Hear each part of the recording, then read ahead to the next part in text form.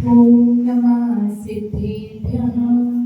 ओम नमः सिद्धेभ्यः। ओम नमः सिद्धेभ्यः।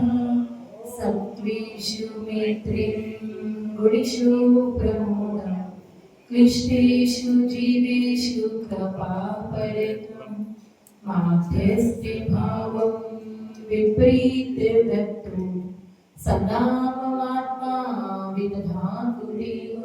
जिन अनंत सुख परमेश्वरी भगवान की देवादिदेव मंगलाय श्री मुक्तनाथ भगवान की परम पूज्य आचार्य श्री विद्यार्थी गुरुदेव की परम पूज्य देव तपस्या जी संदेश सागर जी गुरुदेव की परम पूज्य आरिका श्रीमती माता जी की आरिका संघ की चिमाड़ी माता की श्रीमद जैन धर्म की माता जी के चरणों में वंदना भी करते हुए तीन साधुओं के चरणों में इच्छा भी करते हुए आगे के शब्दों को आपके समक्ष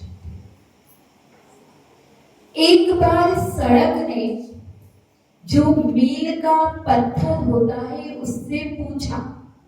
क्या पूछा? कि तुम मुझे चारों तरफ से क्या हो, घेरे हुए हो, तो तुम मेरी रक्षा के लिए हो या मुझे बंदी बनाने के लिए हो? तो वो पत्थर कहता है, ना मैं तुम्हारी रक्षा के लिए हूं, ना तुम्हें बंदी बनाने के लिए यहाँ खड़ा हूं। मैं तो पथिकों को रास्ता बताने के लिए यहाँ पर खड़ा हूं कि कोई थक कर रुक ना जाए, उसे उसकी मंजिल तक पहुंचाने के लिए मैं यहाँ पर हूं। उसी तरीके से किसी ने साधु से पूछा कि साधु महाराज आप क्यों हमें यहाँ पर हमें इर्द गिर्द क्या हमारे इर्द गिर्द खड़े हो? तो साधु ने कहा कि क्या तुम मेरी रक्षा के लिए आप हमारी मेरी रक्षा के लिए खड़े हो या मुझे बंदी बना रहे हो? तो साधु कहते हैं कि ना मैं तुम्हारी रक्षा के लिए यहाँ खड़ा हूँ, ना तुम्हें बंदी बनाने के लिए खड़ा हूँ। मैं तो आप जैसे लोगों को, आपको, श्रावकों को क्या करने के लिए हूँ? मंजिल का रास्ता बताने के लिए कि कहीं तुम थक कर, हार कर इस संसार में ही भटकते ना रहो, इसी में ना रुक जाओ। इसीलिए मैं तुम्हें यहाँ पर रास्ता बता, क्योंकि मैं चाहता हूँ तुम उस मंजिल पर चलो जहाँ पर आगे जाकर क्या है, मोक्ष है, उस रास्ते पर चलो। तो यहाँ पर आचार्य अमित गति गुरुदेव भी हमें सामायिक पाठ का क्या करा रहे हैं, ज्ञान करा रहे हैं, हमें वो मंजिल बता रहे हैं। क्योंकि इसी सामायिक पाठ को, जिसने इस सामायिक को अंगीकार किया, वो क्या होता है, सिद्ध बन जाता है और अरिहंत पद को पाकर भी मुक्ति पाता है। एक तो डायरेक्ट सिद्ध बन जाता है और एक क्या है, अरिहंत अवस्था को धारण कर कर भी मोक्ष जा सकते हैं। तो यहाँ पर कहा कि वो सामायिक मार्ग जो है, सामायिक का है, ये जो मार्ग है, ये समता का मार्ग है, आनंद का मार्ग है, आत्म कल्याण का मार्ग है, आत्मानंद का ये मार्ग है। तो ये मार्ग हमें हमारे कहाँ पर लेकर जाएगा, हमारे मोक्ष तक हमें लेकर जाएगा। तो पिछले श्लोक में उन्होंने हमें समझाया था कि संसार पतन का जो ये कारण है, विकल्प जालों को तुम छोड़ो तो अपनी निर्विकल्प निर्द्वंद आत्मा में क्या करो, लीन हो जाओ। अब एक कदम आगे जा रहे हैं, उसमें बता रहे हैं कि हम हमेशा अपने डेली लाइफ में क्या सोचते हैं कि मुझे इसकी वजह से सुख प्राप्त होता है, इस व्यक्ति ने मेरा बुरा किया है, इसकी वजह से मुझे दुख प्राप्त होता है, ये व्यक्ति मेरे सुख में कारण है, इसकी वजह से मुझे लाभ होता है। ये सारी चर्चाएं हम करते हैं। हम यही सोचते हैं कि ये इसकी वजह से हो रहा है, उसकी वजह से हो रहा है। तो आगे 30 नंबर के श्लोक में, 30 2 बजे, तो 30 नंबर के श्लोक में बता रहे हैं, क्या बता रहे हैं, उसको पढ़ते हैं। स्वयं कृतं कर्म यदात्मना पुरा फलं तदीयं लभते शुभाशुभं परेण दत्तं यदि लभ्यते स्फुटं स्वयं कृतं कर्म निर्थकं तना। हिंदी वाला पढ़ते हैं। स्वयं की जो कर्म शुभाशुभ फल निश्चय वे देते, करे आप फल दे अन्य तो स्वयं किए निष्फल हो। क्या बता रहे हैं यहाँ पे? स्वयं कृतम कर्म यदात्मना पुरा, स्वयं के द्वारा किया हुआ, स्वयं अपने द्वारा किया हुआ पूर्व में किया गया कर्म, फलम तदयम लभते शुभाशुभम, उसके शुभाशुभ फल फलम अच्छे बुरे परिणाम को, फलम तदये लभते शुभाशुभम अच्छे मतलब शुभ अशुभ फल को जीव प्राप्त करता है।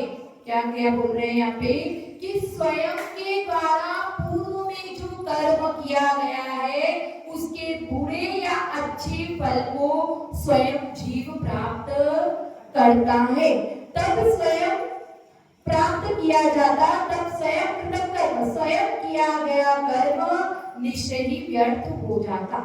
मतलब क्या कह रहे हैं कि अगर अपने कर्म जो शुभ अशुभ कर्म है वो किसी और के द्वारा हमें अगर फल प्राप्त होता, मतलब कैसे? जो कर्म जीव ने स्वयं पूर्व काल में किया है उसी का शुभ अशुभ फल उसे प्राप्त होता है। यदि दूसरे के द्वारा दुख और सुख फल हमें मिलता तो स्वयं का किया हुआ जो कर्म है वो निर्थक हो जाता, वो निष्फल हो जाता। मतलब कि हम कहते हैं कि मान्यता है कि क्या कहते हैं कि दूसरे के द्वारा किया हुआ सुख और अगर दुख का फल हमें मिलता तो क्या होता? जो अपन ने खुद कर्म किया उसका क्या होता? वो कहाँ जाता? तो कोई मतलब ही नहीं निकलता खुद का जो कर्म किया है। तो यहाँ पर यही समझा रहे हैं कि जो कर्म हमने पूर्व में किया है उसी का फल हमें मिलता है। हम तो चाहते क्या है? शुभ फल अशुभ फल करे, अशुभ कर्म करे और चाहते क्या है? हमें शुभ की प्राप्ति हो। हम चाहते हैं बबूल का बीज बोए और आम का फल मिले। हम कॉलेज में ना जाए, स्कूल में ना जाए, हमें डिग्री मिल जाए। हम एग्जाम ना दे और हम पास हो जाए। हम डॉक्टर के पास ना जाए और ठीक हो जाए। हम क्या करें? हम साधना ना करें और संकर निर्जरा तपस्या ना करें और मोक्ष की घाट ना खोले और संसार से पार हो जाए, तो ऐसा कुछ भी होने वाला। अगर हम पुण्य नहीं करें, अगर हम पाप करते रहेंगे और फल चाहेंगे पुण्य की, तो ऐसा कभी भी संभव होने वाला नहीं है। तो इसीलिए यहाँ पर कह रहे कि अगर ये जो खोटी चवन्नी मतलब खोटे पैसे और रुपए अगर बाजार में चलाने जाओगे तो दुकानदार लेगा क्या? वो लेने वाला अंधा व्यक्ति भी होगा तो वो उसे पहचान कर बता देगा कि ये खोटा है। और अगर हम भगवान के पास जाकर ये मायाचारी करेंगे कि भगवान मुझे सब कुछ अच्छा मिल जाए, ऐसा हो जाए, तो ऐसा होने वाला। तो यहाँ पर यही समझा रहे हैं कि शुभ फल करोगे तो शुभ फल प्राप्त होगा, अशुभ फल करोगे तो अशुभ फल प्राप्त होगा। जैसा कर्म तुमने पूर्व में किया होगा वैसा ही फल प्राप्त होगा। अब कहते हैं कि कर्म क्या होते हैं? क्या होते हैं कर्म? हमें कर्म तो दिखते ही नहीं, कैसे होते हैं, क्या होते हैं, क्या पता। तो कहते हैं कि अगर कर्म दिखते तो हम ऐसा कर लेते, वैसा कर लेते। तो कहते हैं कि कर्म इतने सूक्ष्म होते हैं कि वो आंखों से दिखने वाले नहीं है। जो साइंटिस्ट हैं, जो वैज्ञानिक हैं, वो क्या कहते हैं कि हम बहुत सूक्ष्म से सूक्ष्म चीजों को भी देखते हैं। हमें बहुत बारीक चीज दिख जाती है माइक्रोस्कोप से, लेकिन क्या बस उतना ही सूक्ष्म परमाणु पाया जाता है जितना वैज्ञानिकों ने खोज किए? नहीं, उससे भी सूक्ष्म पदार्थ पाए जाते हैं, उससे भी सूक्ष्म परमाणु होता है, वो है वो कर्म। पर वो हमें दिखते नहीं है, लेकिन अनुभव में आते हैं तब पता जरूर चलता है कि हमने कर्म कैसे किए। जैसे कि किसी कर्म को अगर डिफाइन करना हो कैसा है, तो देखो पेन ड्राइव होती है पेन ड्राइव का पता है। तो जो पेन ड्राइव होती है उसको आप वजन करो, खाली है जब वजन करो तो क्या होगा, मान लो उसका 5 ग्राम 10 ग्राम वजन आया।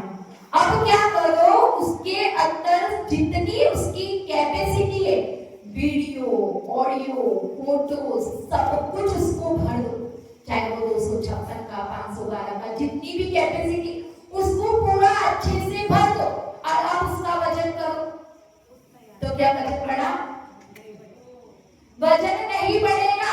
जो उसका पहले वजन था उतना ही वजन रहेगा। वो दिखता नहीं है लेकिन उसके अंदर सब कुछ भरा है ना। उसी प्रकार से जो कर्म है वो दिख नहीं रहे लेकिन वो इस आत्मा के साथ में लगे हुए हैं। और अब क्या करो, उस पेन ड्राइव को लगाओ, चाहे फोन में चाहे टीवी पे लगाओ, तो क्या होगा, सब कुछ दिखने लगेगा ना, जो जो उसमें भरा है सब कुछ दिखेगा। उसी प्रकार से जब वो कर्म बंधे, जब कर्मों का आश्रय हुआ, तब तो वो सत्ता में पड़े रहे, कुछ भी हमें वजन नहीं लगा। किसी को लगता है क्या मैं आज ज्यादा वजन बढ़ गया इस कर्म की वजह से, कुछ भी होने वाला नहीं है। जब तक वो सत्ता में पड़े तो कुछ पता नहीं चलेगा। जैसे वो सीढ़ी में वो सब कुछ पड़ा हुआ है तो वो बाहर से कुछ दिख रहा है क्या कि उसमें क्या है, लेकिन जैसे ही वो चालू करेंगे तो सब कुछ दिखने। वैसे ही अगर कर्म उदय में आएगा तो ऑटोमेटिकली उसका जो फल दिखेगा वो हमें पता चलने लगेगा कि कैसे कर्मों को हमने बांधा है और उसका फल हमें कैसे मिल रहा है। इतने सूक्ष्म वो कर्म होते हैं। जैसे कोई व्यक्ति है दूर बैठा है, दूर कहीं सामने वाली बिल्डिंग में खड़ा है, अब वो दोनों व्यक्ति बात कर रहे हैं तो उनके एक्शंस तो हमें दिखाई देंगे लेकिन उनकी आवाज हमें सुनाई नहीं दे। इतने सूक्ष्म वो शब्द होते हैं और उससे भी कई गुना ज्यादा सूक्ष्म वो कर्म होते हैं। लेकिन जब हमें उदय में आते तब महसूस हमें हो जाता है, तब हमें पता चलता है कि मैंने कैसे कर्मों को किया। कोई कहते हैं कि किसने देखा कर्म को, है किसने देखा कर्म को, कर्म कुछ नहीं होता, ये पुण्य पाप क्या होता है कुछ भी नहीं पता, ये नरक क्या होता है स्वर्ग क्या होता है कुछ भी दिखते तो नहीं है, तो है कि नहीं किसको पता। तो इसका समाधान है जो माता जी के द्वारा ही मैंने सुना है, माता जी ने ही बताया है कि जब दो गति हमें साक्षात दिख रही है, कौन सी, तीर्यज गति और मनुष्य गति। देवों में भी हमें दो गति, देवों के भी दो प्रकार हमें साक्षात दिखते हैं। बाधा होती है कि नहीं होती है व्यंतर की, जो व्यंतर हमें दिखते हैं तो मतलब वो देव गति का ही भेद बताया ना हमारे आचार्यों ने। और जो ज्योतिषी सूर्य चंद्रमा तारे दिखते हैं कि नहीं दिखते हैं, तो ये सब कुछ लिखा है वो दिख रहे हैं, तो ये बात भी 100% सच है कि स्वर्ग और नरक है। अगर हम विश्वास करेंगे जो आचार्यों ने लिखा है उसको हम मानेंगे तो हमें क्या बोलते हैं, ये सच्चा सच्ची श्रद्धा के मोहताज। और अगर तुम्हें पहलवान है, अब पहलवान है ठीक है, तो आप क्या करो, उसको जब तक बोलो हाँ पहलवान है बहुत अच्छा है ये है वो है, तो वो क्या करेगा, बहुत तुम्हें अपनी बात में हाँ मिलाएगा और खुश होगा। और अगर उसको बोल दिया ये मुस्टंडा दिखता ही नहीं है पहलवान जैसा, ये क्या पहलवान जैसा होगा, करो उसकी बुराई उसके सामने, तो एक थप्पड़ लगाएगा तो पता चल जाएगा कि वो पहलवान है कि नहीं।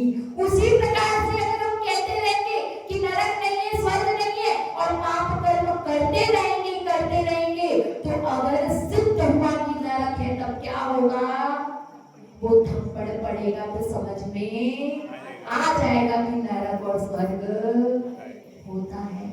तो आचार्य विद्यार्थी गुरुदेव हमें यहाँ पर यही समझा रहे हैं कि स्वयं के द्वारा किया हुआ शुभ अशुभ कर्म ही हमें फल देता है, दूसरा निमित्त बन सकता है, लेकिन द्वारा कुछ भी होता नहीं है। ये जो कर्ता बना है कि हम दूसरों का बुरा कर सकते हैं, हम दूसरों का भला कर सकते हैं, इसकी मेरी वजह से इसका ऐसा हुआ, अपने आप को जो अहंकार उत्पन्न कराते हैं वो सब तुम्हारी मिथ्या भ्रांति है, मिथ्या सोच है।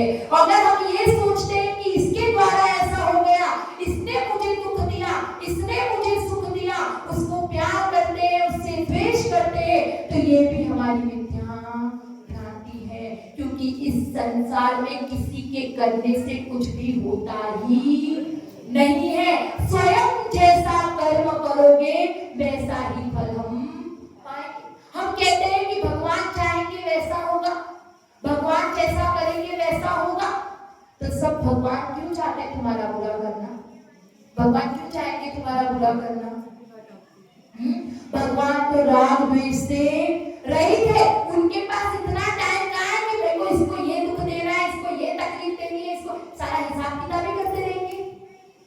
तो इसीलिए भगवान कुछ भी करता धरता नहीं है। और अगर भगवान करता धरता नहीं है तो हम उनकी पूजा क्यों करें हैं? हम उनकी आराधना क्यों करें? जब उनके करने से कुछ होगा ही नहीं तो हम रोज सुबह सुबह मंदिर जाके भक्ति आराधना क्यों करें? क्यों करें? पर वो तो कुछ भी नहीं करते ना। दो प्रकार के निमित्त होते हैं, एक होते हैं प्रेरक निमित्त और दूसरे होते हैं उदासीन निमित्त। प्रेरक निमित्त में कौन आते हैं? गुरु आते हैं, जो दूसरे आते हैं, जो श्रावक हैं, जो भी अदर्स है, वो प्रेरक निमित्त में आते हैं। लेकिन जो भगवान होते हैं वो क्या होते हैं?